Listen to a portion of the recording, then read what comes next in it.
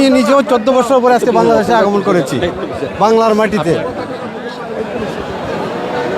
আজকে মধ্যপ্রাচ্য থেকে সৌদি আরব, সংযুক্ত আরব আমিরাত, কুয়েত, কাতার, ওমান, বাহরাইন থেকে প্রায় 5 শতাধিক কর্মী এসেছে। সবাই কিন্তু নির্যাতিত, দেশের লোকজন তো নির্যাতিত, আমরা প্রবাসে থেকেও আমার কর্মীরা বাংলাদেশ জাতীয়তাবাদী যারা করে তারাও নির্যাতিত। আমরা প্রবাসে থেকেও বাধা নিষিদ্ধ থাকা পরেও আমরা দলের কার্যক্রম চালিয়ে গিয়েছি। রেজভি ভাই একটু আগে বলেছেন যে দেখেন আমরা মধ্যপ্রাচ্য বা সারা পৃথিবী ছড়িয়ে আমরা দলের কাজ করেছি, কিন্তু আমাদের নিজের মাতৃভূমিতে আমরা আসতে পারিনি।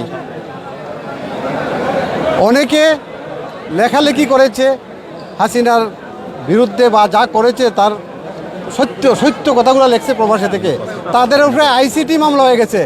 প্রবাসে থেকে আইসিটি মামলা, এই মামলার কারণে কেউ আসতে পারেনি। আজকে বাংলাদেশের জনগণ, ছাত্র জনতা, রাজনৈতিক দল সবাই মিলে গত 5 তারিখ একটি গণ অভ্যুত্থান ঘটিয়ে এই ফেসিবাদ সরকার, এই হায়ানা সরকারকে বাংলাদেশ থেকে বিতাড়িত করতে হয়, সেই পালিয়ে গিয়েছে।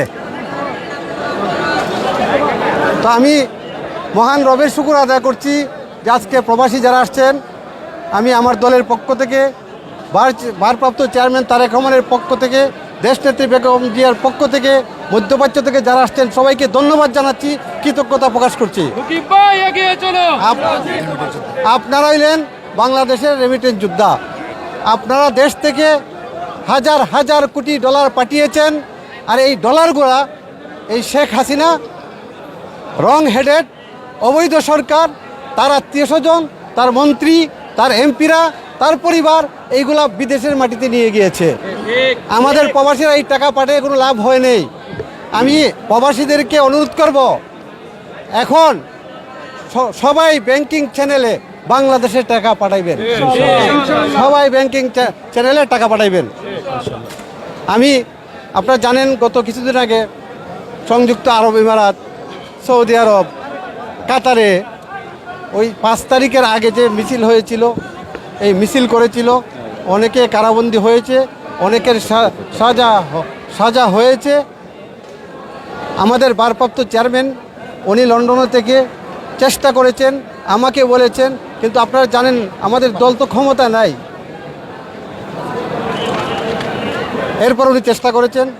আমি সমস্ত প্রবাসীর পক্ষ থেকে আমাদের শ্রদ্ধেয় প্রফেসর ডক্টর ইউনূসকে আমরা ধন্যবাদ জানাচ্ছি যে উনি কথা বলার পরেই আলহামদুলিল্লাহ সবাইকে মাফ করে দিয়েছে সংযুক্ত আরব আমিরাত সরকার। আমি ওনাকে প্রবাসীর পক্ষ থেকে বা আমার দলের পক্ষ থেকে ধন্যবাদ জানাচ্ছি এবং আমরা কৃতজ্ঞতা প্রকাশ করছি। আপনারা যারা প্রবাস থেকে এসেছেন সবাইকে আমার দলের পক্ষ থেকে, আমার পক্ষ থেকে, ভারপ্রাপ্ত চেয়ারম্যানের পক্ষ থেকে ধন্যবাদ জানাচ্ছি।